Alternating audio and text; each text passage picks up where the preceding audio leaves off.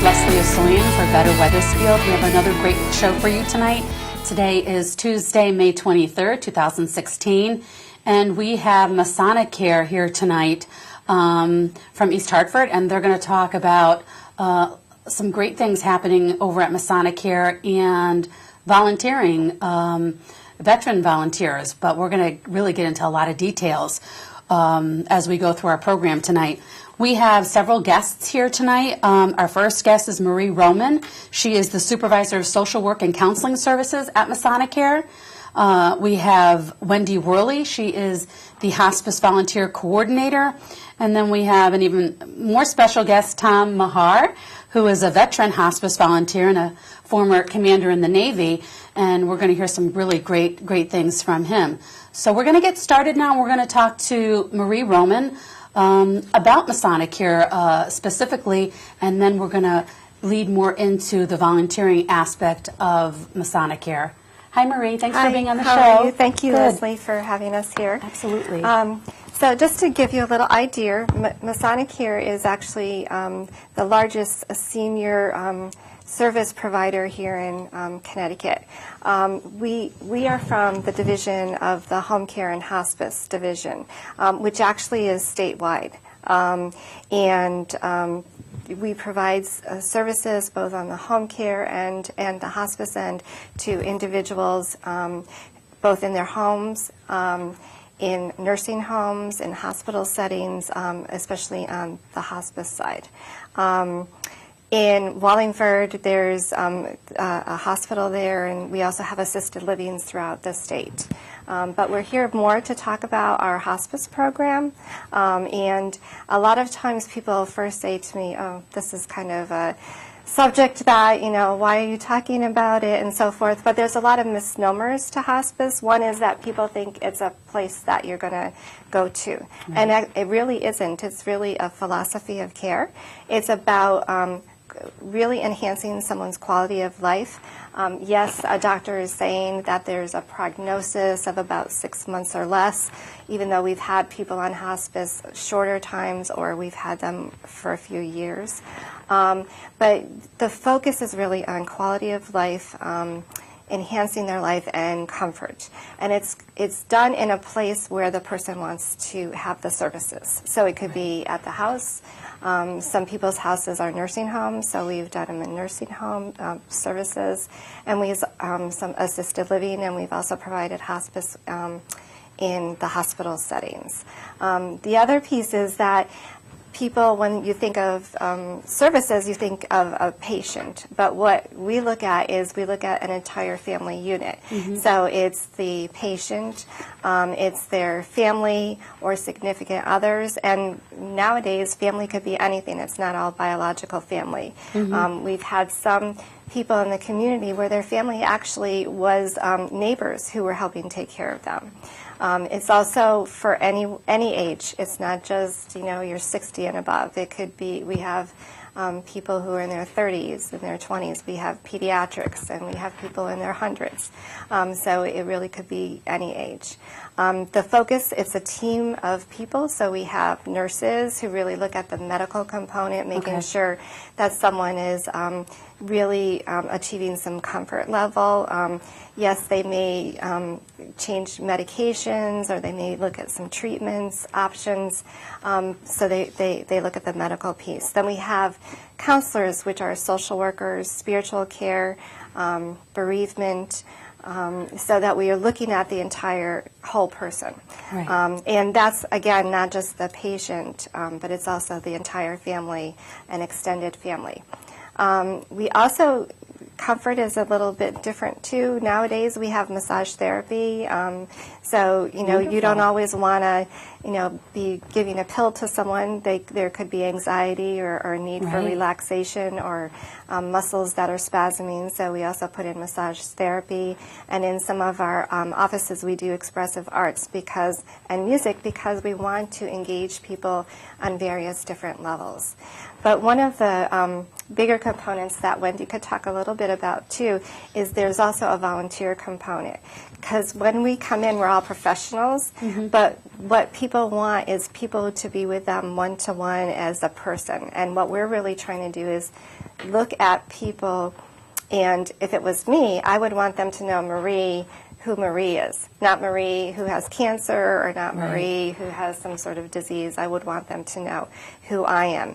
And so all of our staff try to work on that, but also volunteers really enhance that because they go in with no agenda. They aren't looking at the physical side or the emotional side. They're going there as Wendy, Marie, or Tom with Jane or June or Bill, you know, and we're just interacting and we're going because we want to go. So Wendy could talk a little bit more about the actual volunteer program, and then we could talk about the veterans if you'd like. Yeah, absolutely. I was just wondering, though, as interjecting a little bit, when you say that some people get hospice care at their home or at a nursing home, is there also a facility for Masonic care that they stay in as well? No, what happens is if people, we can't manage symptoms at the home or in a nursing home, we actually have contracts, at least here in East Hartford and in other areas of the state, with hospitals, so we then might put them into a hospital for short term.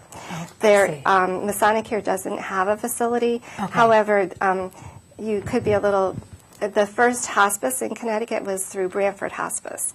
That's the first hospice in the United States, and that is an actual place to go to. So, and that's another organization, but there is a place sometimes people will go to in Branford. What happened throughout the history of hospice is more and more people wanted to get care and die near their family and where they called home. So then it connected with the visiting nurse associations, many different ones, and Masonic Care does have we are part of a visiting nurse association, and so we actually go to where people live. And in the nursing home, many of these residents have lived there for a number of years, and that's their home. So part of what we do in terms of providing care is we provide care to the patient, the family, but also to the staff, because in facilities such as nursing homes and assisted living, sometimes the staff are very much the family members of the patient, so we provide support to them as well. And what is your role at Masonic Care? So it's a long title. I am a social worker by profession. I've been a social worker almost 30 years. And I've been in Masonic Care for 16 years. But what I do is I oversee the counseling components, which is the social workers, where we look at what kind of other services people need to stay in their home. We provide counseling. We try to help manage if there's grandchildren and children, how things are going, look at the caregiver stress, those kinds of things. Then the spiritual care component, where everyone, even people who don't say they believe in God or something, they believe in something, even if it's I don't believe in anything. So we always see a person as like multidimensional, so we kind of connect over the spiritual care, and I oversee that, as well as the bereavement counseling. So with bereavement, we do, sometimes we'll incorporate bereavement, the social worker can do, but if there's some really complex cases where there's lots of going on, there's been a lot of losses, there's a lot of other pieces that are happening, we sometimes will do bereavement before a person passes away. And then we will for the family members. For the family members. Sometimes we've had some cases where the patients themselves have experienced a lot of losses, and they've needed, between social work, bereavement, and spiritual, they've needed those connections to kind of get through that. And then we do, most hospices will go 13 months out, where we provide information, phone calls, one-to-one services, and we also do what we call community bereavement. So a lot of times InfoLine will give our number to someone out in the community who's expressing issues around bereavement and loss, and they'll call in and we'll talk with them. Wonderful. So those are different things. So I kind of oversee that, as well as the massage and expressive arts piece. See, your hands are full. Yeah, my hands are full. So she has a long title. And now we have Wendy Worley, who is in charge of the hospice volunteers. And so give us some details about what you do and your role in the volunteer program. I will. Thank you, Leslie, for having us. Absolutely. I'm a hospice volunteer coordinator. And what I do, along with other people in 4 other offices, are train the volunteers. So we have a 3-week training program that's very intense, and it encompasses all the different areas of the hospice program. So like Maria said, it would encompass spiritual care, bereavement, universal precautions, all the medical, clinical things that the volunteers would need to know as far as their contact with the patients and their role as a volunteer. We go over quite extensively different things that they can do with the patients and just a holistic education of dealing with patients and not just patients' families. We talk about communication, family communication and dynamics, and we also show films. There's a lot of areas and a lot of different modalities, visual and auditory, that we go through, so we get to every single piece that they could possibly need in order to go out and be with our patients. Now, did they have to pass some sort of a test at the end or get a certificate? Or? We have an application process. Okay. There, we at the do end background, of the training? No, at the beginning. Okay. We have an application process. They do background checks and drug screens, and they need to pass both. We have policies within Masonic Care that speak to those two parts. If they pass both, then they go on to the training period, which is 3 weeks, and it's 2 nights a week, and it's usually from 2.5 to 3 hours, depending on the content that we need to cover. Okay. All of the different parts that we cover, we call on the different people on our team. So we'll have nurses, we'll have spiritual care counselors, we'll have bereavement counselors. We have a volunteer who has been with us for a while come in and give examples of what it's like to be a volunteer. We provide training if they feel that it's necessary for their first visit to go out with another volunteer, to go out with a hospice volunteer coordinator. We have incredible support. We take very good care of our volunteers. They are doing this. They're giving their time. They don't get paid for it. Some of them spend incredible hours. We have vigil volunteers that will sit with patients as they're actively dying. We have volunteers that provide respite for caregivers if they need to go out and do groceries or just take a shower or just kind of sit and relax and just get away from the hustle and bustle of taking care of their loved one. We have bereavement volunteers. We have administrative volunteers that come in and help us in the office, not just in the hospice volunteer coordinator part, but all of the administrative duties within the office. It sounds like a really intense training. It does sound intense. But it needs to be, because their families are allowing them to be part of this process that they're going through between the patient and the family. So we try to give them as much information to deal with that task. Well, the families are trusting you. They are. So Yeah, you they have are. to make sure that you're doing your due diligence. What about the age group of volunteers are you looking for? Well, we can have teenagers as young as 13 years old. The 13-year-old to 18-year-olds, they can go to just facilities, and they have to be accompanied by an adult. Okay. They'll come into the office and do administrative work within that time period. Over 18, they're able to go into facilities where we have patients, and then private homes. Facilities meaning? Convalescent homes. Okay. Or hospitals? Or Hospitals, Okay. rehabilitation, Okay. centers, and convalescent homes. And their homes individually, too? Yes. Okay. And let's give out your website and your phone number, too. The phone number is at 1-888-679-9997. Correct. And I saw from your website it says that's open from 8 a.m. to 4:30 p.m.? Correct. And they just leave a message, or? Yeah. Yes. Okay, very good. And it's MasoniCare.org, too, if any of you folks out there want to check out their website, which is MasoniCare.org.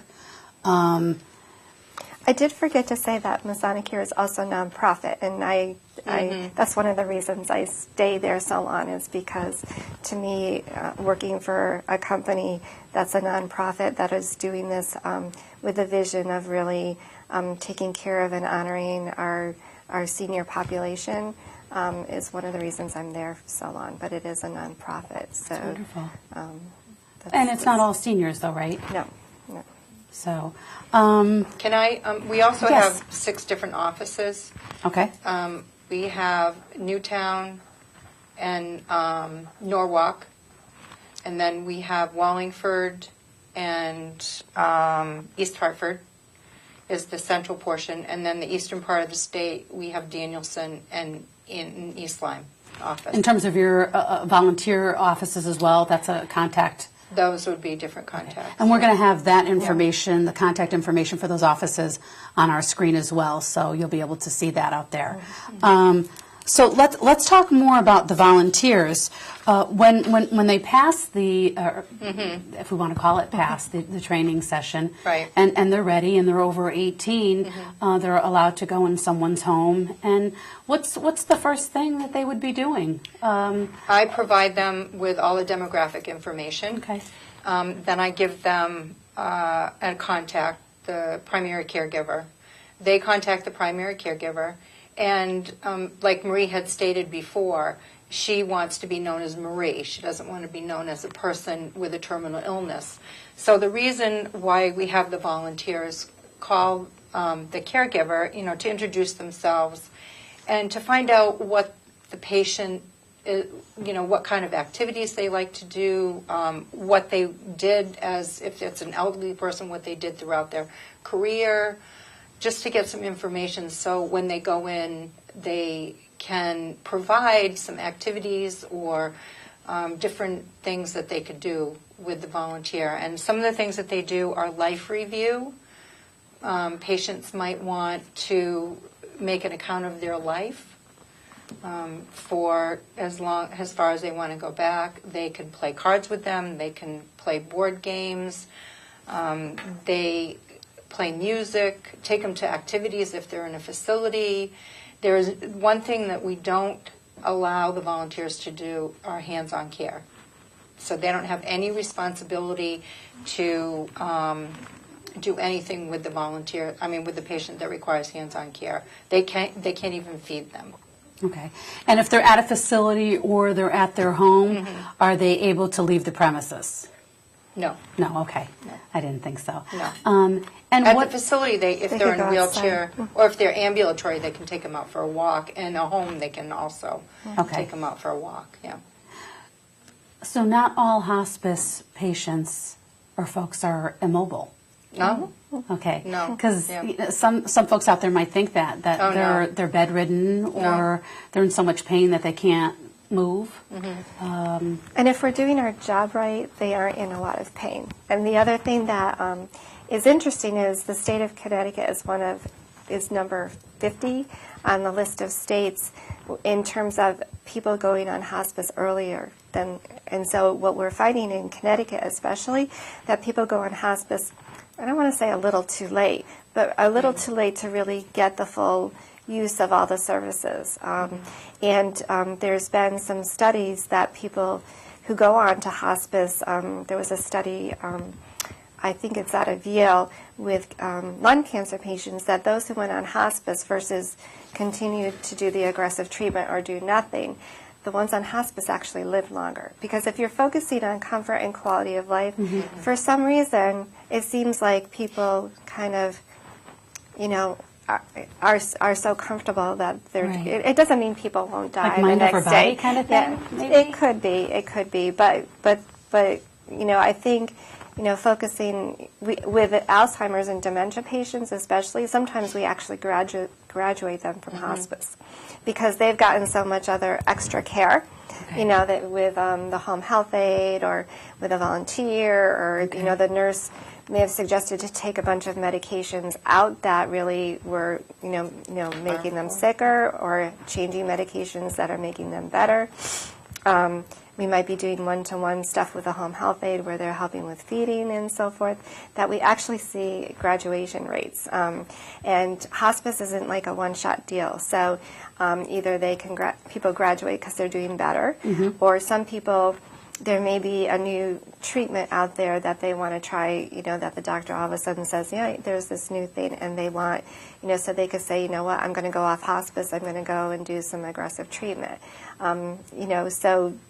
We've had some patients who may have had a fall or something that has not related to their disease, and the doctor still says they could go and maybe get surgery. So we would take them off of hospice and allow them to have the surgery, and then if later on down the road they want to come back on or they qualify, because there is qualifications for every disease process. Okay. So it's not like, oh, I just want to go on hospice. Okay. The doctor has to determine it, Right. and then there's certain, qualifications Okay.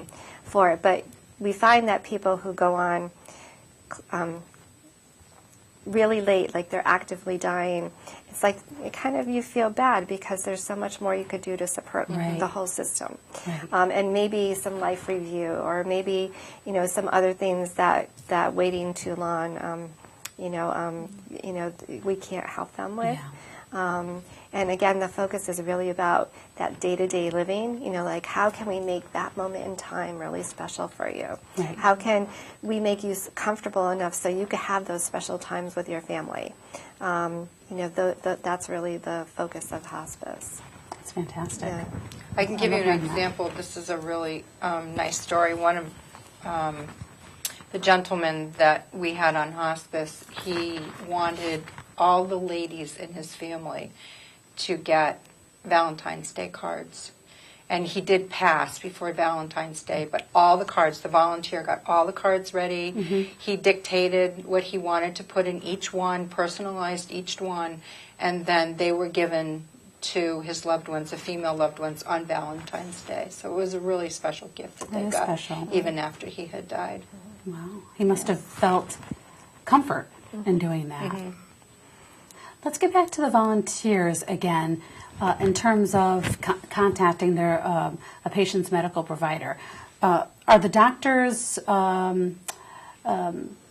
they're familiar with the process, obviously, so they're not surprised when they hear from, say, perhaps a younger volunteer, or does the volunteer, when they call the doctor, say, I'm, Wendy from... We don't call the Masonic doctor. No, okay. The volunteers don't call the doctor. Okay. They call the family. The family, Yeah. okay, so not Yeah. the medical provider, okay. Yeah, whoever is the primary caregiver within the family, or Oh, the okay. neighbor. Like Marie said, there's other caregivers that aren't, your traditional family. So the Okay. clinical staff are the ones that speak with the doctors. Right. So our nurses Right. get that. Because the other thing people think, you go on hospice, you have to get a different doctor, but we work with all the doctors in the community. Okay. So you keep your own doctor. So if I have a doctor that I've had for 20 years, Right. he would be my doctor, and the nurse would work with him around what type of care that they need. So the caregiver, in this sense, is a family member, or Correct. Or a staff close- person in a okay. facility. At the um, facility. And so that's the person that the volunteer contacts. Correct. And gets the background information before they start. And, Right. and typically when a volunteer goes out to a facility or the home, how long do they normally stay? They can, the average time is 3 to 4 times a month visits. And depending on, where the patient is that day, and Tom can certainly speak to this more as a volunteer, as a veteran volunteer, they could stay 5 minutes. They could stay, if they provide respite for one of the family members, they could stay 2 to 3 hours. It really is what the patient can handle as far as where they are in their disease process, and also what the family needs are if the volunteer goes into the home. So the facility is very flexible. So if somebody wants to go to a facility, a convalescent home, I usually tell them the best times, depending on the disease or where the patient is, Right. In the process. And it's very flexible because they can go 7 days a week throughout the day. A home is a little bit more restrictive because they want to be able to coordinate time frame with the family. Right, right. Have you ever found a time where a patient would say to a volunteer, I'm all set now, you can Yes. leave. Oh, okay. Yes. Maybe They they're do that tired. to our staff too. Sometimes not so nicely. Understandably so. When a patient is alert and you can have conversation, I think I probably averaged about 35, 40 minutes. Okay. But there have been instances when either they're heavily medicated or just not having a good day, and you spend maybe 5 minutes just trying to say nice things to them, but feeling the sense that you ought to leave. Right. Tom, why don't you tell us about yourself and your background and how you got involved with Masonic Care, and then maybe you can tell us some specific stories that you have. Well, I'd be happy to. I became acquainted just about 4 years ago. My wife became a hospice patient, and I was very impressed by the service, and particularly the nurse that would come to the home. And then I started volunteering at Masonic Care, and about 2 years later, I came across that nurse. And what I had done is, after my wife had passed, I had called her on her cell phone, and she hadn't picked up, but I left a message trying to express my appreciation for the love and care she gave my wife. And so this is 2 years later. I saw her, and she says, I wanted you to listen to something. She had never erased the message I had given on that cell phone. Really? Yeah. That was a moving story. That is so a that was moving my story. own personal experience. And then, unfortunately, I have an adult daughter that passed away just last year. And sorry. again, was grateful for the service that Masonic Care provided. But as far as a volunteer, and particularly as a veteran volunteer, it's an absolute privilege and pleasure for me to present what Masonic Care program is they have a very nicely inscribed certificate with the individual's name and rank, if they know it, and all. And we're asked to present them. And so I go, and there's also a flag pin. And we present it, and I generally read off what the certificate says. And then I ask if they'd like me to pin the flag on them or on the certificate. And half say yes to the pinning it on them. Others kind of don't motion too much, so I just attach it. Now, I had one 96-year-old gentleman. He'd been a colonel in World War II, and I went through the certificate and pinning procedure, and he says, "You really made my day." So yeah, it feels pretty good. Yeah, He it does. was, confined to a facility, and at 96, although he was mobile, he was fully dressed and walking around, but that was pretty nice. Then I had another gentleman. He was an Army veteran, and by my calculation, he wasn't that much older than I, and he apparently was just a 18, 19-year-old kid when he was fighting in Europe. But when I presented him with the flag and certificate, the next time I go to visit him, he presents me with a flag, a flag pin. He must have arranged with a relative or somebody to do that. So those are pretty moving stories. And then just recently, of course, Saturday was Armed Forces Day, and so last Thursday, Masonic Care, along with Senator Blumenthal's office, arranged for a ceremony at a local hospital, or not hospital, resident nursing home. Thank you. And there were about 12 veterans there, and so there was a color guard that presented the flags. There was a colonel, Air Force colonel nurse that gave a very nice presentation and about her experiences. And then I went around to each of them and gave again the certificate. And the Blumenthal's office had the pins there were they recognized the service. So if it was an Army, it was Army and the flag. Navy. It felt badly. There was one gentleman, we in the Navy used to call it Coast Guard Hooligans Navy. There was one veteran of Coast Guard, and apparently they didn't have a special pin for Coast Guard. But he got a certificate, and it was just a very nice and moving ceremony. great. Tom, when you go out to the veterans who are in hospice care, you're only able to give them a certificate if you're a veteran yourself, correct? That is correct. Okay. And is that usually the first visit that you have with them? Yes, in most cases it is. It is, yeah. okay. In other words, in the application of a patient, there is a form to fill out if you were in the military. So Masonic Care has the information of a veteran. And so then when they're arranging for a volunteer, someone like myself, to visit that patient, you generally do the certificate pinning the first time. And that also does a little bit of bonding between you Yes, and yeah. the person. Yeah. But you'll also visit with, you said, civilians too. Yes, I do. Okay. And even women.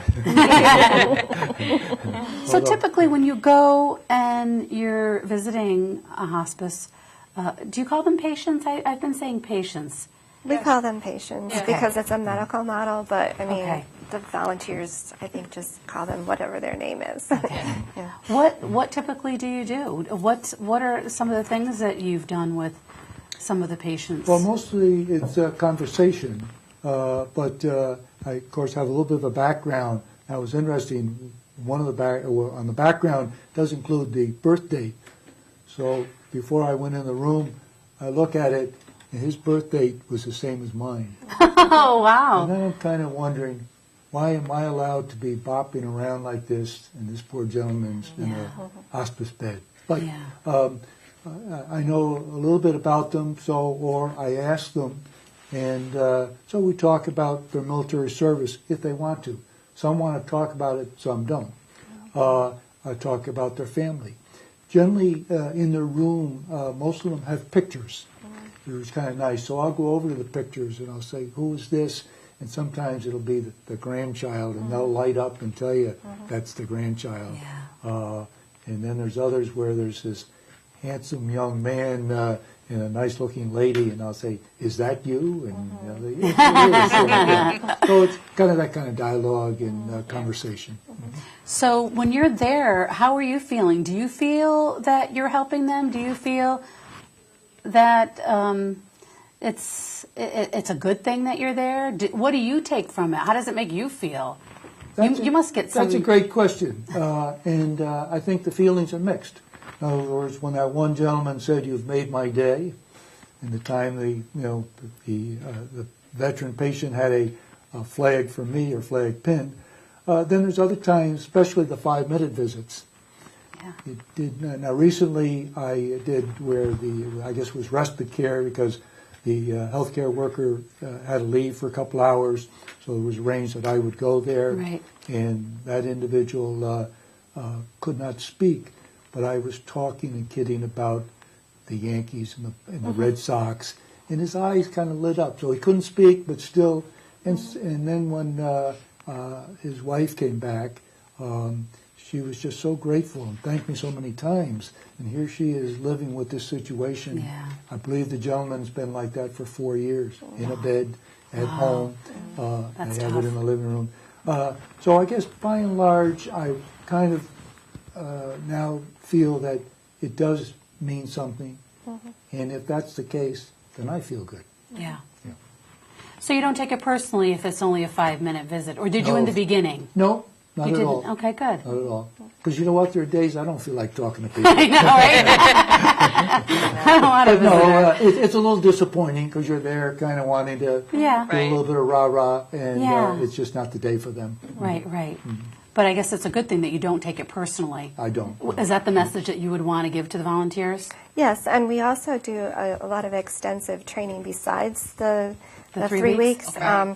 around working with people with dementia or cognitive issues, Okay. or people who cannot communicate or may even be, I hate using the word comatose, but not very responsive. Okay. Because the reality is, again, they're a person, and that we find that there's benefit in presence. I mean, the last 2 senses to go are touch and hearing. And so even we try and teach people that even if you're just sitting there holding your hand, you are honoring them by being present with them. And so both our staff and our volunteers really, we're trying to kind of I don't want to use the word desensitized, but, most people that I talk to that work in hospice, even though people are like, how can you do it, or don't you get burnt out, it's sad, is almost all the volunteers I've worked with, and also, I've been doing it for so long, is that we feel honored to be part of their lives, that they've allowed us, or their family has allowed us to be part of their lives, Yes. to share that experience, to share someone's life, whatever that life path was. And just to be able to even, I've been with people who were actively dying and who've died there, and just being able to be present and to be part of that process is truly, a beautiful and honorable thing. So we also have provided, especially with veteran volunteers, we do meetings with our staff and our volunteers, because they're like amazing guys and women. They just take off with ideas, and they really, it's a special kind of brother sisterhood that Wendy and I could never be part of, working with these patients. Or myself. But really, everyone has told me, I had one volunteer said, I felt so good leaving that I felt bad that I felt so good, that I felt like I was getting more out of the visit than the person. Yeah. But that's a good thing. It is a great thing, and I think that's why our volunteers stay so long, because we Right. have a lot of longevity with our volunteers. We have an incredible support system within our team. We also provide in-services every month. And In services, what does that mean? We'll Different educational- offer a different form of education. We really like to have the volunteers' input, because they're the ones out there visiting the patients. What do you feel that we could do better, or we could do different? Can we offer you something? Could they offer us something to teach us, any skill that they might have Right. that would be beneficial for the whole team? We have a volunteer appreciation every year to appreciate all our volunteers. They get awards depending on the hours of service, and we always have a special award called the Dove Award every year that we provide to a special volunteer. Actually, one of our volunteers, Marie, had a piece written about her in the Hartford Courant Hometown Heroes, and she's great, blind, and she gets on her bus every morning, and she goes out to see these patients with the disability that she has. And that's just how dedicated. I mean, Tom, is so dedicated, not only just with the veterans, but with the civilian patients. They're very empathetic, and I think that you have to have that quality in order to go out. That when I'm a volunteer myself, and when I first started volunteering, I thought, well, I'm going to give back, and there's going to be great, that I could give something. But let me tell you, I gave nothing. They gave it all to me. Really? Oh yeah, the patients and their families. It's wonderful to just give of yourself and expect nothing whatsoever in return. That's a rarity. It is. That's a good description, because that respite time that I provided, I felt guilty that the lady was thanking me so much. I felt like all I did was sit there and read the newspaper for a couple hours while they were gone, but of course keeping an eye on the individual. But she was so grateful, and then when I'm walking out, I'm thinking, gosh, I really didn't do anything, Yeah, and right. she was so appreciative. Yeah. Yeah. Tom, how does it feel when someone you've been volunteering with, a patient, after some time and they pass? How do you feel as a volunteer? Do you get emotionally connected that way? I think we were kind of trained and prepared not to Okay. become emotionally attached. Okay. So far, I've been able to deal with it. But I suspect the time may come when it will be a difficult Yeah. situation. Yeah, and we've built kind of a system, too, for not only our staff, but for our volunteers, because I know that some of our volunteers, And also our staff have gotten connected, Right. whether it reminds me of my grandmother or, right. you know, we've had the patient on for such a long time and they've built connections so that I know recently we had someone who kind of said, I need to take a little break. You know, and then we also, the volunteer coordinators and then some of our staff connected with that person. So we really believe in supporting people through the process because, yes, you are dealing with death and loss. And even though we do a lot of training about boundaries and kind of detachment to some extent, we're all human. So we all have emotions. And like I said, if you don't build that support piece, then that's when people are going to burn out. But we really look at not only our patients and our families as individuals, we look at our staff and our volunteers as individuals and work with them during their ups and downs so that I know that the coordinators also look at matching people sometimes. Yes. Sometimes, you know, this is a good match or this isn't a Right, good right. match because usually... That's a good point.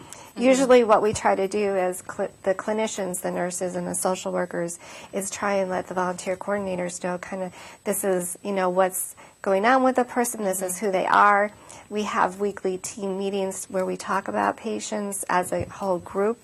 And so then that gives the volunteer coordinators not only the geography, but kind of like, you know, this person might be a better match Right. than that person. Right. And we call our volunteers every week. If we speak about the patient that they're seeing, we give them an update.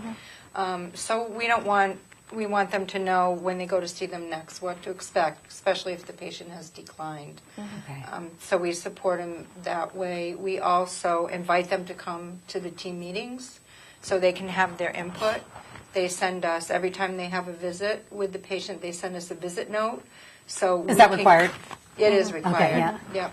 Yeah. So we can get an idea of, you know, what they've been doing. And, you know, there are eyes and ears a lot of times out there that every bit of the team will go a different day to see the patient, and they all see different things. Right. So we need that whole picture when we sit in the team to decide what the plan of care is for Right. that particular patient. So it's very focused on the individuals and the whole team coming together and providing the best care for the individual and the family. You have it down to a science. Well, I like. we try. I like, for lack of a better term, the corporate culture. What Masonic Care represents. But what I was also going to mention about the volunteers too, for the folks that are out there and thinking about volunteering with Masonic Care, and I want to say specifically, we honor veterans. That is the program. Am I correct? That's one of them. We honor veterans, and that's what really our program is focused on today is volunteers for the We Honor Veterans program at Masonic Care. And but what I was going to mention about the volunteers is it's not that they go through the training and then they're all done and you throw them to the proverbial wolves. Yeah. You're on top of them. You stay in communication with them. You want to know, it sounds like from what you're saying, that how the volunteers are doing, not just the patients. Right. So there's that back and forth communication. So it's that real give and take, which I'm sure must be so important at this level of care. Right, because if a volunteer or staff person is in a bad place, they're going to bring that with them Right. to see the patient and vice versa. So you kind of really need to have that whole picture.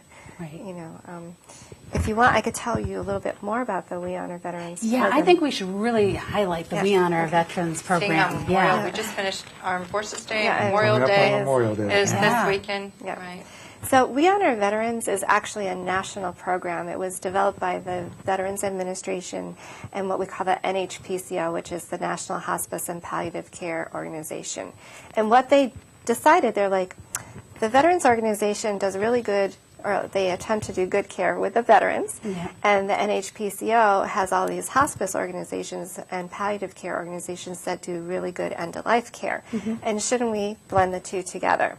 So what they did is they actually developed a whole protocol and program, and then they reached out to all of the hospice organizations as well as all of the VA administrations throughout the country to say, look, we need you guys to get together and we need you guys to look at their expertise. So it actually is takes a while to develop the program, even though they give us all the guidelines, they give us training protocols. Well, how long has it been in existence? We Honor Veterans, I'd have to go on their website. There is a We Honor Veterans website. I know we've had it for about 2.5 years. Okay. We were the first in the state to reach what they call level 4 because there's different levels and it all encompasses training.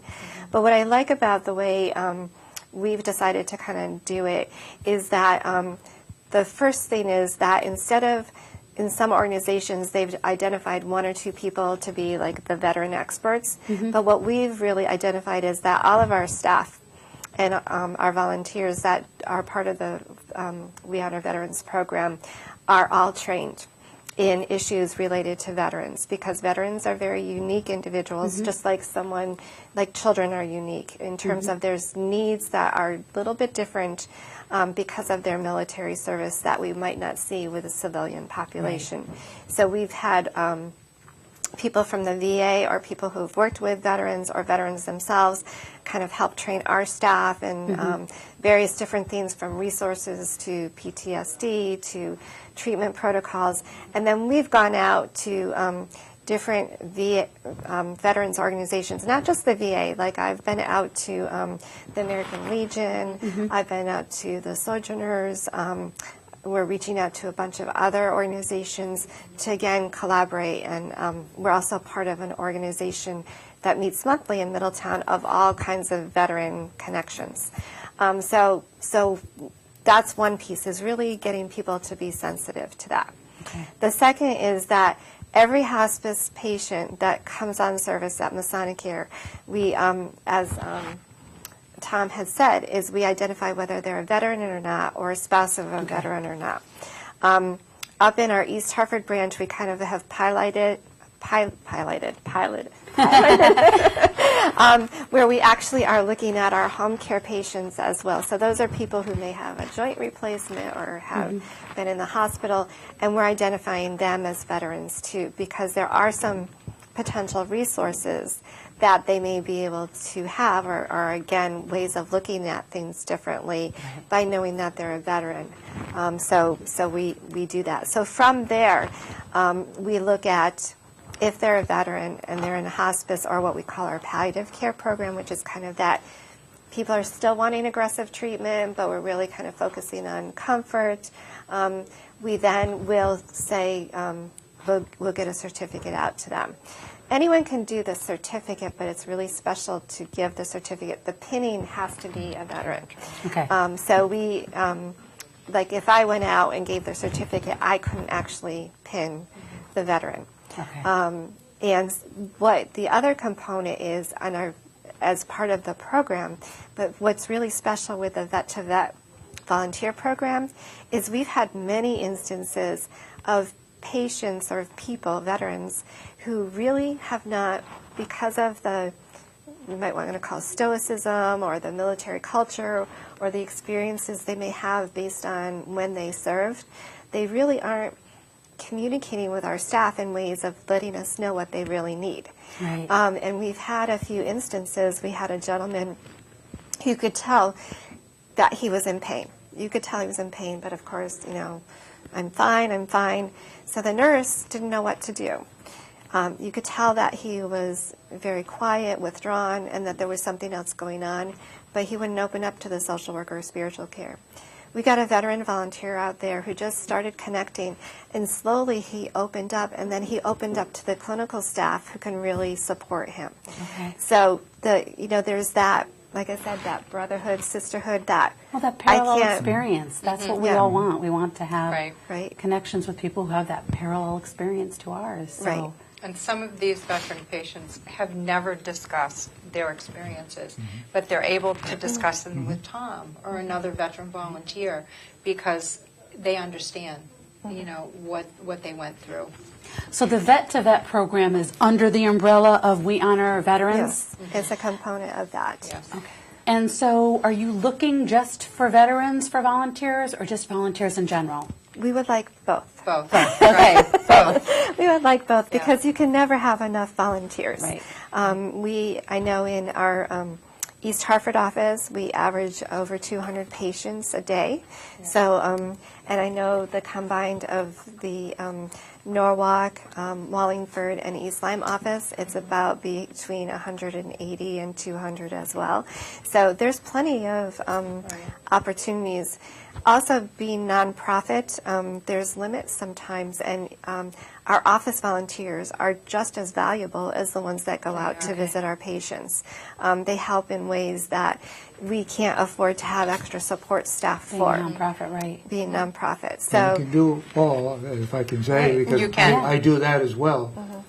I do the stuff that when in my working days, I used to tell other people to do. You know? Yeah, right. It's a humbling experience. Right, but, exactly. They always He takes appreci- orders well. They always appreciate it. Yeah. Absolutely. Let's talk about the commitment level of volunteers. We So- would like a year commitment after Okay. the training. I just want to go back to one thing about the Yeah. training.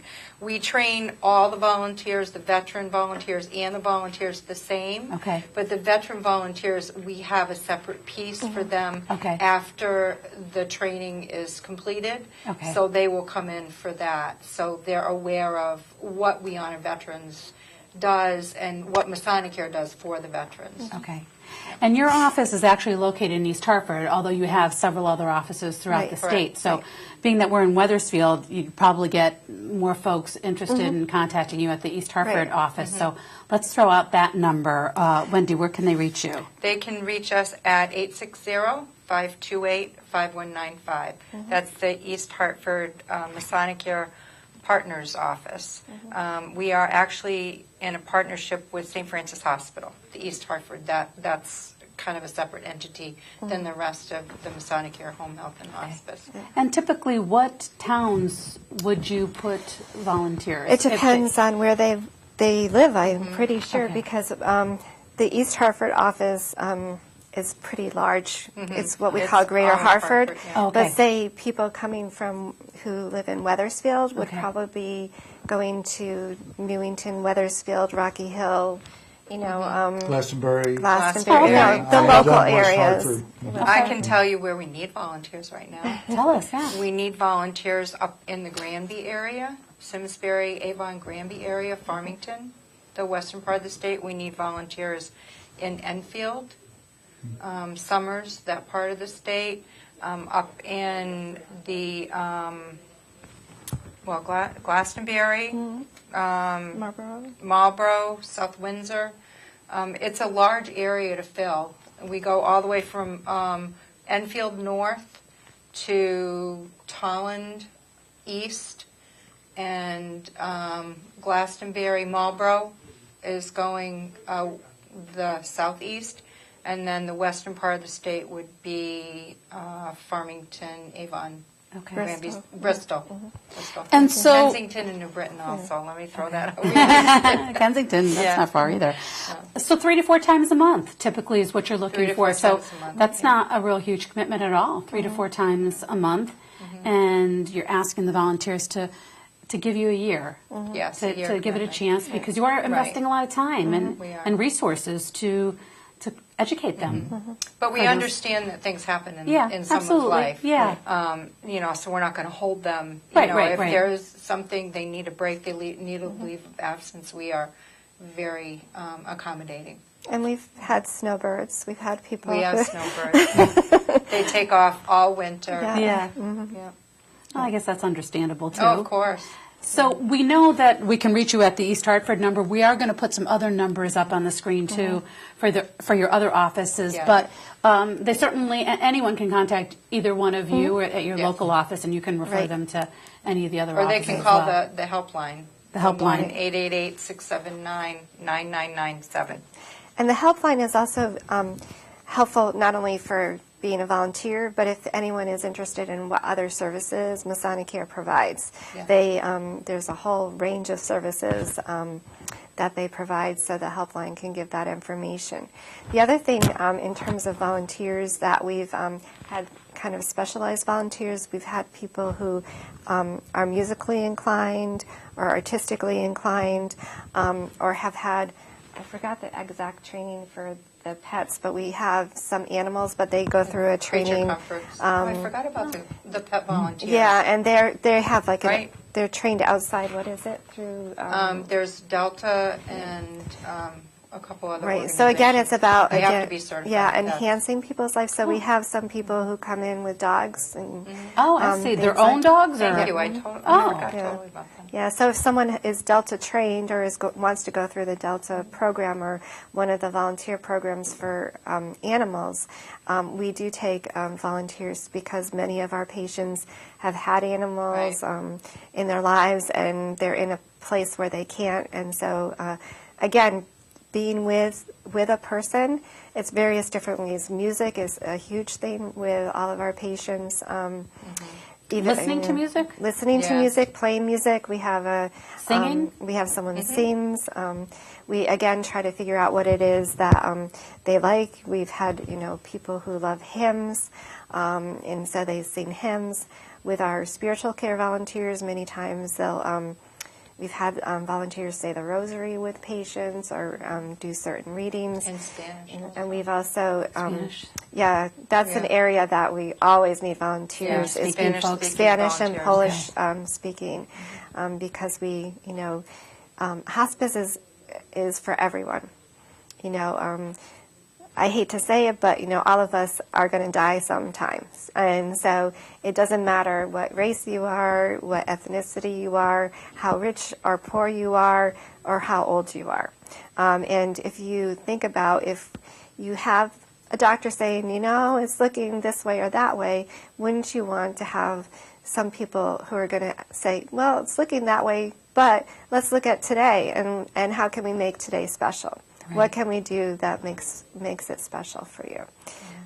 When you were saying that the last senses that people have are touch and hearing, are you, as a volunteer, allowed to touch Oh, the yes. patients? Oh, okay. Yeah. We actually did a training a few years ago, and we may end up doing it again, of with our massage therapist about, I don't want to say hand massage, but actually touch with, how to, not only just holding a hand, but kind of doing some massage work. I don't want to use the word massage Yeah, I because know you what have you're to be saying, licensed yeah. massage, but who did some training with our volunteers and our home health aides. Because if you really think about it, when people start to get sick, the only touch they get is the touch of a caregiver washing them. Many that's times, sad. especially in a facility, they will get it from family members, but even Yeah. sometimes families get afraid about, well, I don't want to hurt her, or Right. things like that. So, many times our patients are sensory deprived. So that's also one of the reasons massage therapy is so important for some of our patients.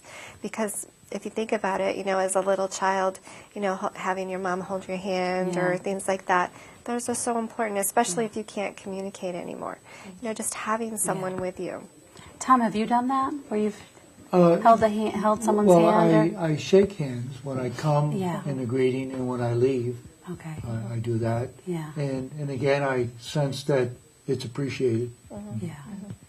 Now, do you ever get up and get them a drink if they want something to drink, that kind of thing too, or? Well, what I would do, there are times, especially like if the voice is dry or something, most of my visits are in nursing homes, and I'll ask the nursing home attendant. Right, I think that's the safer thing to do. Yeah, Right. I mean, they're allowed to get a drink, but like in a facility, or they usually will double check because some people are maybe on precautions. Right. So, they're not going to feed someone, Right, but okay. Right. Yeah. They can get the water, in the glass, get the water. If there's a straw, put the straw in Okay. and hand it to the patient. But the Okay. patient needs to take the right, drink. because some people have to have thickened liquids. Right. So, Right. There are restricted again, that's we diets. teach the volunteers, to, ask the appropriate people so that they don't feel. We don't want to put them in a position where something's going to happen.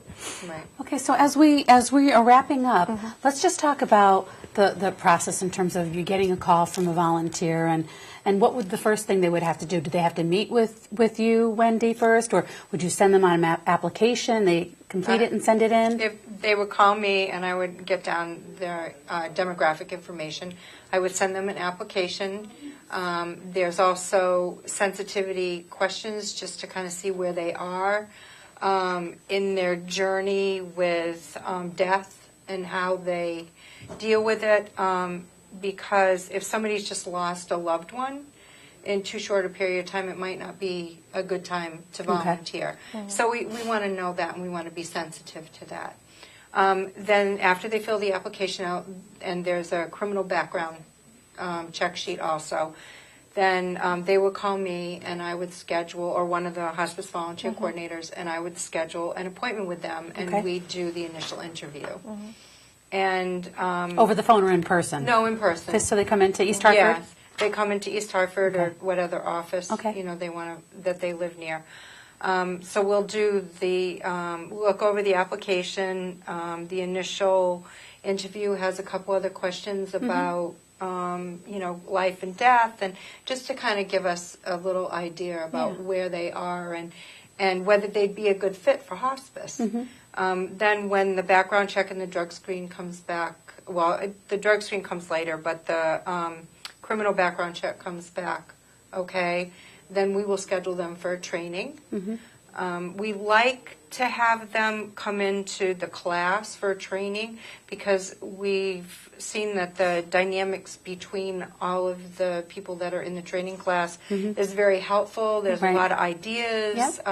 We do sometimes do online training, and then we also do book training where they could take the binder home and do it on their own. But the best environment is within the class. I think they get so much more out of each individual speaker. They can ask questions. Absolutely, Just the communication really helps.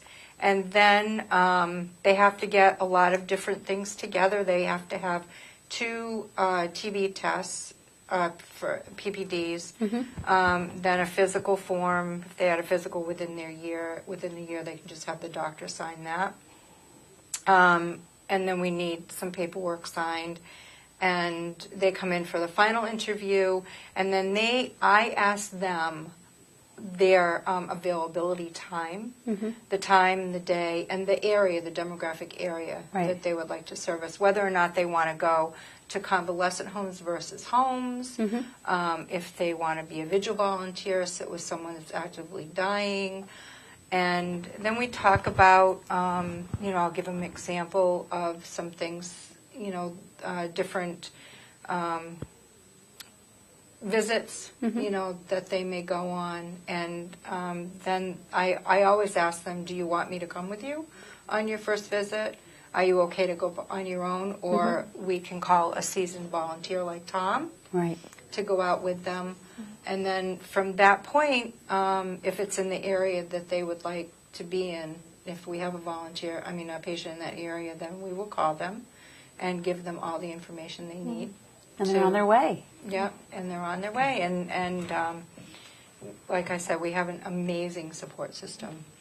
And they're almost considered in some ways as an employee, because I know that they do yearly reviews with our volunteers too, as well as, like if they need any support in between.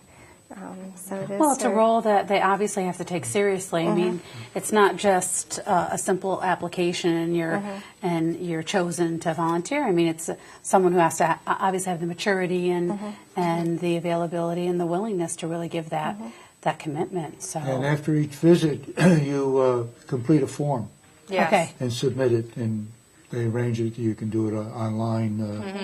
That makes it easier. Computer savvy, you can just do it online. And like I explained before, it gives us an idea about what our volunteers are doing with the patient, and then we report to the team. Right. And especially, we're available if there's any issues, things that the volunteers might need answers on, or if it's medical, I certainly can answer it, or if it's, has something to do with counseling, and then we'll put them in touch, or we'll call Marie or the nurse and get them in touch with the volunteer, so they can get their questions answered.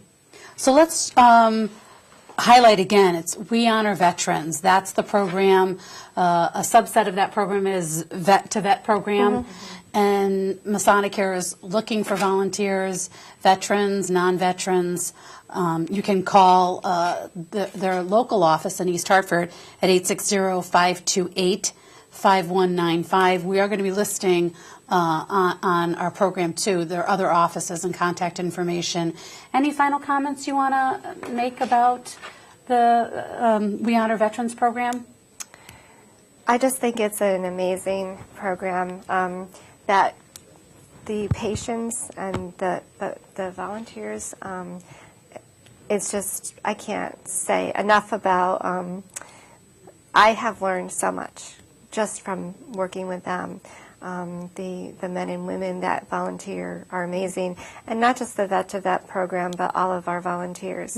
I mean, they bring that humanness back away from the clinical model that hospice is, and they're doing it because they want to, and it's just it's a wonderful program.